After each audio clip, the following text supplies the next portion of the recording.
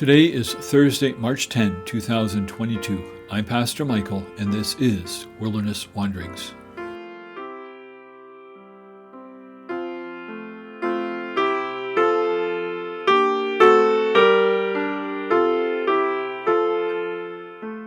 Our text is from Luke 20.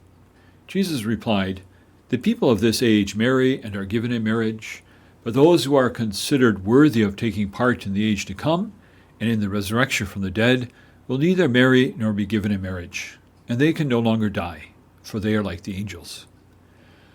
They are God's children, since they are children of the resurrection. But in the account of the burning bush, even Moses showed that the dead rise, for he calls the Lord the God of Abraham and the God of Isaac and the God of Jacob. He is not the God of the dead, but of the living, for to him all are alive." Verses 34 to 38. As we know, Jesus loved to tell stories. He often answered a question with a story. In our text, his opponents decide to use his own device against him. The Sadducees come to him with a story about a woman who marries 7 times. They conclude with a question: at the resurrection, whose wife will she be?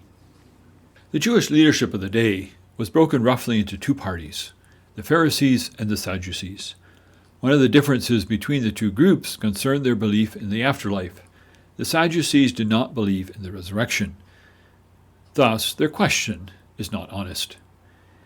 In his response, Jesus tells them that they haven't read the Bible very well. God clearly told Moses that he was the God of Abraham, Isaac, and Jacob. Present tense. The implication is clear. Abraham, Isaac, and Jacob all died.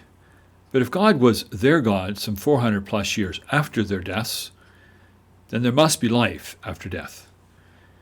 Before he gets there, Jesus tells them that in the age to come there will be no marriage, and, like the angels, we will no longer be subject to death.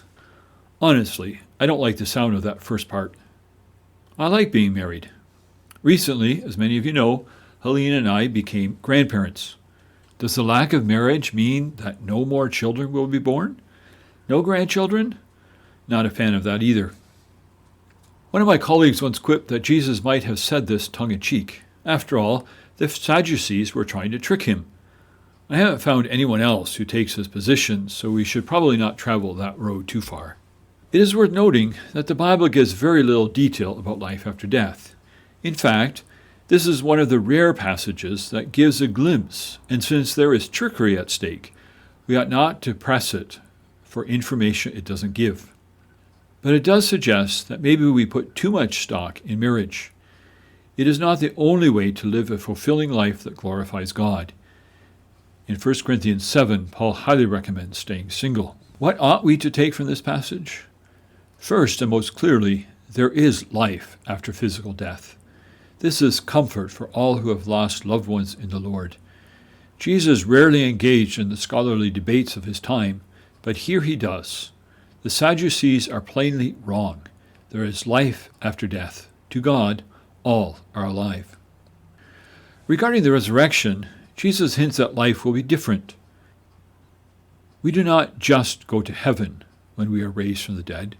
We are transformed. See 1 Corinthians 15, 35 and following. Life after the resurrection takes place in a transformed community where sin no longer exists. We live in a world so full of sin, including our own, that it is hard to appreciate how wonderful such an existence will be. Yet God assures us that he will make us like himself.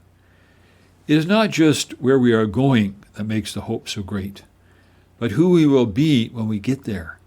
The quality and purity of relationships will extend far beyond what marriage provides today.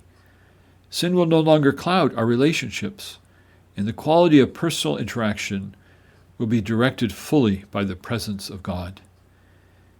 In the resurrection, life will be better because we will be better. Maybe we ought to spend more time pondering what we will be like than the streets of gold. As you journey on, go with the blessing of God. May the peace of the Lord Christ go with you wherever he may send you. May he guide you through the wilderness, protect you through the storm. May he bring you home rejoicing at the wonders he has shown you.